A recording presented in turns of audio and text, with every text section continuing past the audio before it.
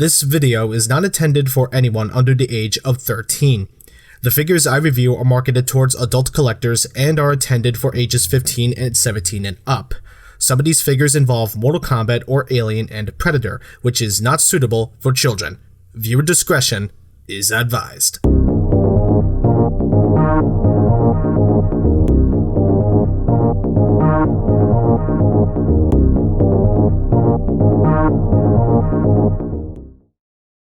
What is up, people YouTube? It is I, Super Mario Zilla, or you can call me Vinny, and today we're going to take a look at the S.H.Figuarts Infinity War Black Panther. This version of Black Panther comes from the MCU movie Avengers Infinity War. King T'Challa is willing to help Captain America and his side of the Avengers to stop Thanos from collecting the Mind Stone and to help Vision survive without it.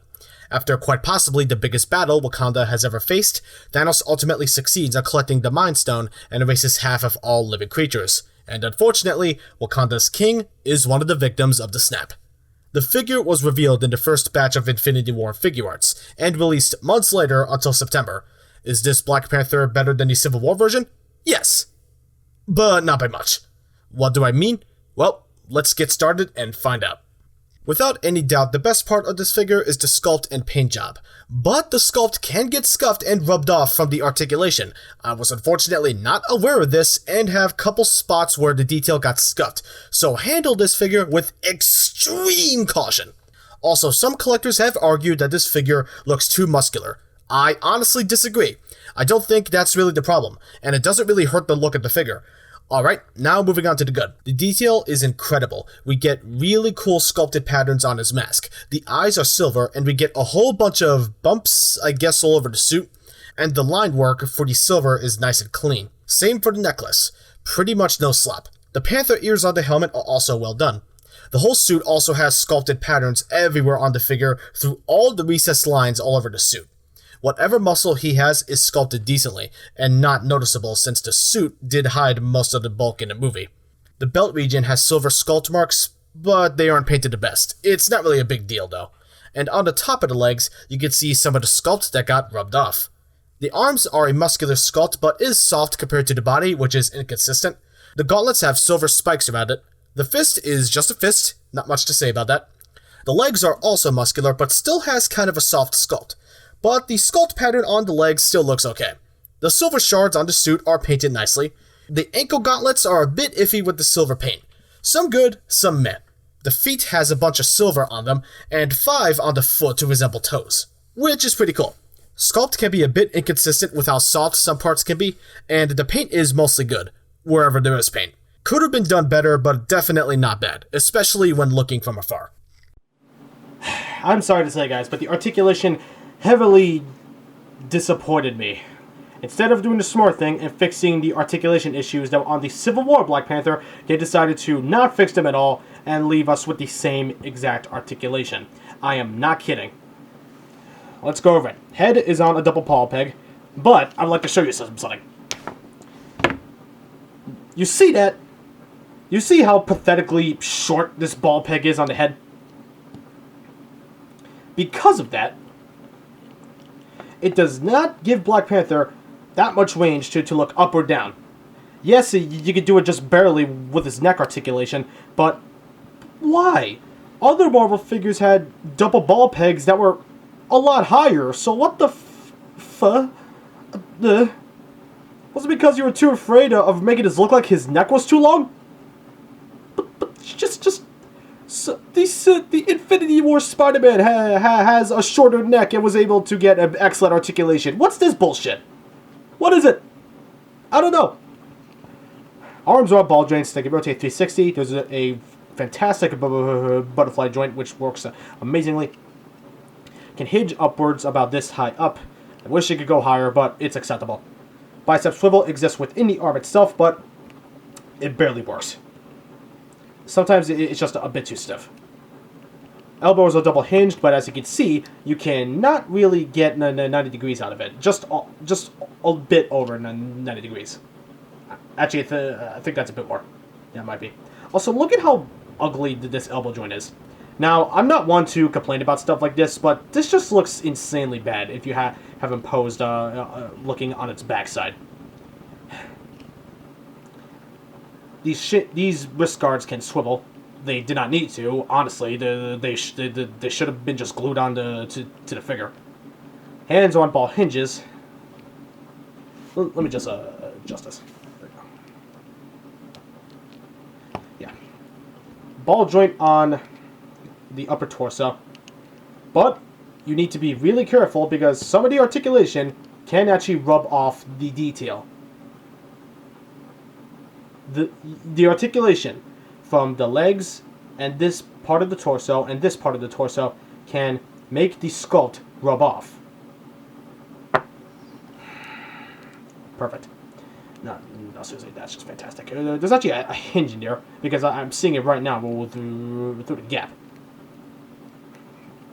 Conjunction with the bottom waist joint, he could crunch about this far forward, which is kind of pathetic, and could crunch about this far back, which is a lot better. Slight rotation, slight side-to-side movement. Legs at the classic pull-down style hinge, and he could kick about this high up at an extreme angle, which is... it's not very good. Thighs can swivel, which is barely. He cannot do the splits at all because of this huge chunk of sculpt. What was wrong with using the 2.0 design for this figure? What was wrong with that? You could have given us more range that way and killed two birds with one stone by giving us not only better articulation, but also reducing the risk of rubbing off the sculpt on the joints. It's like, this figure is so backwards. It makes me kind of angry, to be honest. It's like, why? Like the Civil War Black Panther, we have double jointed knees, but they don't go more than 90 degrees at all. Just slightly. Yeah, again, the articulation is the same exact. It's the exact same as the Civil War Black Panther. Toes on a hinge, and once again, we get god-awful ankle articulation. It barely goes inward at all. I think it's slightly better than the Civil War Black Panther, but not by much. It's like, oh my god, what the fuck? What are you doing? You know, the ankle articulation I could have accepted if it had better articulation in the legs and the knees, but he doesn't. That's the figure's biggest weakness. Bandai did not fix any of the problems on the Civil War Black Panther. It's the same exact figure. Don't let the details fool you. It's the same exact figure with the same exact articulation. Different details, yeah, but that pisses